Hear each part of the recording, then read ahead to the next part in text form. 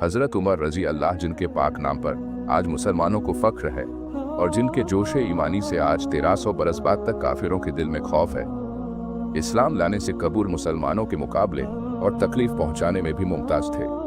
नबी अकरम सल्लल्लाहु अलैहि वसल्लम के कत्ल के दर पे रहते थे।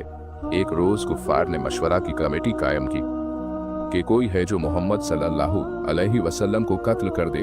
उमर रजी अल्लाह ने कहा कि मैं करूंगा। लोगों ने कहा कि बेशक तुम ही कर सकते हो।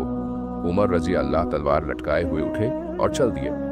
इसी फिक्र में जा रहे थे कि एक साहब कबीला जोहरा के जिनका नाम हजरत सैयद बिन अबी वकास रजी अल्लाह है, उन्होंने पूछा उमर रजी अल्लाह कहाँ जा रहे हो?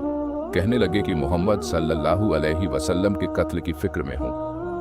नवजू बिल्लाह सैयद रजी अल्लाह ने कहा कि बनु हाशिम और बनु जोहरा और बनु अब्दे मनाफ से कैसे मुतमईन हो गए, वो तुमको बदले में कत्ल कर देंगे। इस जवाब पर बिगड़ गए और कहने लगे कि मालूम होता है तू भी बेदीन यानी मुसलमान हो गया, ला पहले तुझको निपटा दूं। ये कहकर तलवार साथ ली और हजरत सैयद रजी अल्लाह ने भी ये कहकर कि हाँ मैं मुसलमान हो गया हूँ, तलवार संभाल ली। दोनों तरफ से तलवार चलने को थी कि हजरत सैयद रजी अल्लाह ने कहा कि पहले अपने घर की तो खबर ले, तेरी बहन और बहनोई दोनों मुसलमान हो चुके हैं। ये सुनना था कि गुस्से से भर गए और सीधे बहन के घर गए। वहां हजरत खब्बाब रजी अल्लाह की वाट बंद किए हुए दोनों मियाँ बीवी को कुरान शरीफ पढ़ा रहे थे। हजरत उमर रजी अल्लाह ने किवाड़ खुलवाए। इनकी आवाज से हजरत खब्बाब रजी अल्लाह तो जल्दी से अंदर छुप गए और वो सफा भी जल्दी में बाहर ही रह गया जिस पर आयते कुरानी लिखी हुई थी। हमशीरा ने किवाड़ खोले। हजरत उमर रजी अल्लाह के हाथ में कोई चीज थी जिसको बहन के सर पर मारा, जिससे सर से खून बहने लगा और कहा कि अपनी जान की दुश्मन तू भी बददीन हो गई। इसके बाद घर में आए और पूछा कि क्या कर रहे थे और ये आवाज किसकी थी। बहनोई ने कहा कि बातचीत कर रहे थे। कहने लगे क्या तुमने अपने दीन को छोड़कर दूसरा दीन इख्तियार कर लिया? बहनोई ने कहा कि अगर दूसरा दीन हक हो तब ये सुनना था कि उनकी दाढ़ी पकड़कर खींची और बेतहाशा टूट पड़े और जमीन पर गिराकर खूब मारा। बहन ने छुड़ाने की कोशिश की तो उनके मुंह पर इस जोर से एक तमाचा मारा कि खून निकल आया। वो भी आखिर उमर ही की बहन थी। कहने लगी कि उमर हमको इस वजह से मारा जाता है कि हम मुसलमान हो गए। बेशक हम मुसलमान हो गए हैं, जो तुझसे हो सके तू कर ले।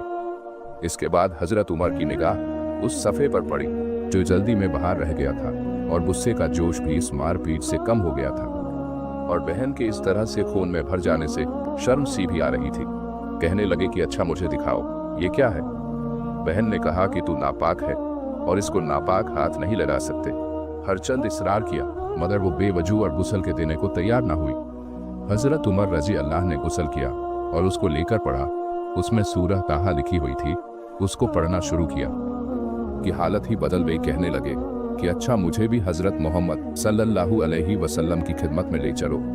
ये अल्फाज सुनकर हजरत खब्बाब अंदर से निकले और कहा कि ए उमर तुम्हें खुशखबरी देता हूँ कि कल शब पंजशंबा में हजूर अक़दस ने दुआ मांगी थी कि या अल्लाह उमर और अबू जहल में जो तुझे ज्यादा पसंद हो उससे इस्लाम को कुव्वत अता फरमा। ये दोनों कुव्वत में मशहूर थे।